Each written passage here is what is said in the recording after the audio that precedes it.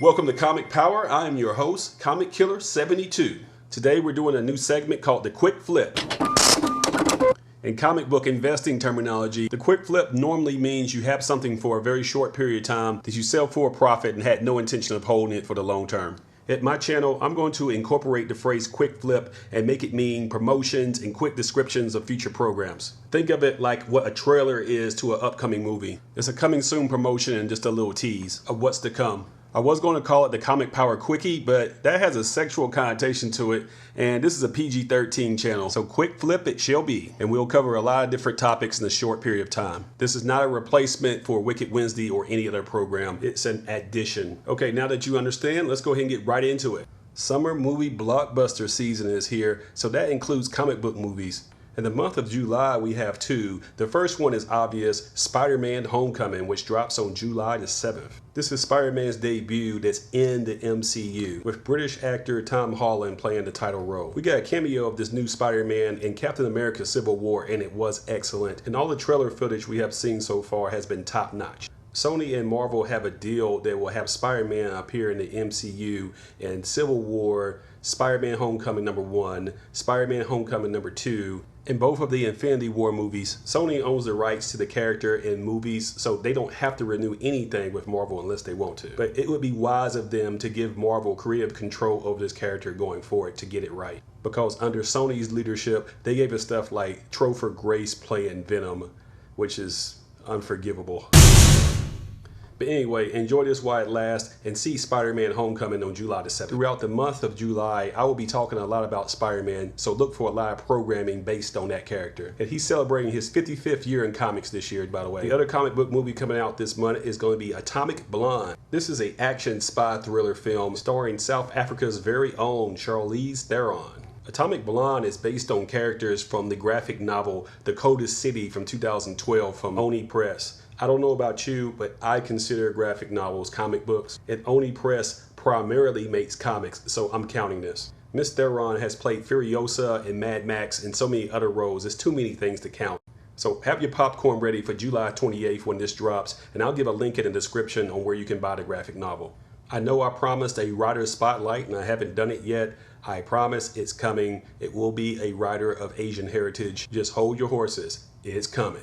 That brings us to casting rumors, and it turns out that David Harbour is being considered to play Hellboy in a reboot of that film franchise. There were two movies that were based on this Dark Horse Comics character that came out in 2004 and 2008 starring Ron Perlman. Ron is most famous now for starring in the TV show Sons of Anarchy. I think both of the Hellboy movies were underrated. They just came out at the wrong time. If you don't know David Harbour, by the way, he's the lead character on the web series Stranger Things, and he's an excellent actor. And he was one of the finalists that was considered to play Cable in the Deadpool movie. He didn't get it. That role went to Josh Brolin, but if Hellboy is a good consolation prize, he's still scoring. It's also Comicon season, by the way, and the biggest one of them all is going to be San Diego Comic-Con, which is going to be July 20th to July 23rd. The rumor is that we'll have our first footage of Deadpool 2, which will include the first look of Josh Brolin as Cable. Expect big price increases on New Mutants 87, the first full appearance of Cable when this happens. The 2017 Eisner winners will also come out during Comic-Con. The Eisners are a real big deal in the comic book industry. It's sort of like what the Oscars are to acting. If you win one of the major categories, then that may immortalize you forever in comic book history.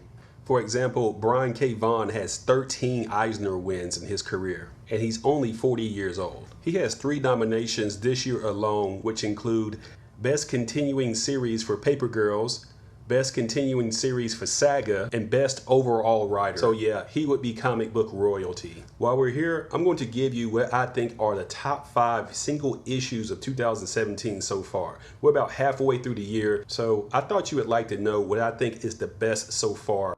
Number 5. Weapon X #1 from Marvel Comics. This is the story of the Weapon Plus program that has reconstituted itself, and it wants to either capture or kill its old assets like Wolverine and Sabretooth and the other Weapon Plus test subjects that have gone rogue. Written by Greg Pak and drawn by Greg Land. It's beyond impressive. Number 4. Batman #25. This is a setup issue in which the Joker and the Riddler are going to fight each other for control of the underworld. When I got to the end on this, I couldn't wait to see what happens next. It's gonna be bonkers. Number 3. Destroyer number 1 from Boom Studios. This is an update of the Frankenstein genre. The last descendant of the Frankenstein family loses her son in a police shooting, so she uses technology to bring him back to life. And the old Frankenstein monster from the novel returns to civilization after over 150 years. 2 thumbs up. Number 2.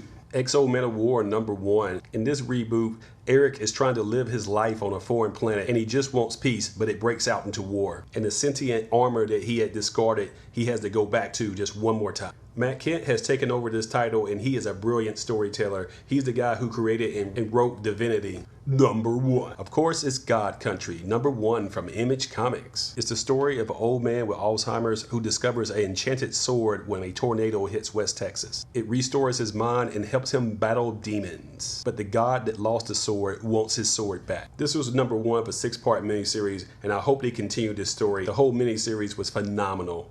Just remember, we're only halfway through the year, so we'll see what the top 10 looks like in December. I always do a top 10 list at the end of the year in December, but hey, why not a halfway progress report? And see if any of these 5 make the list then. If you already haven't done so, be sure to subscribe to this channel and give it the thumbs up, and share these videos on social media so others can learn about the channel. This is Comic Killer 72 for Comic Power saying bye-bye.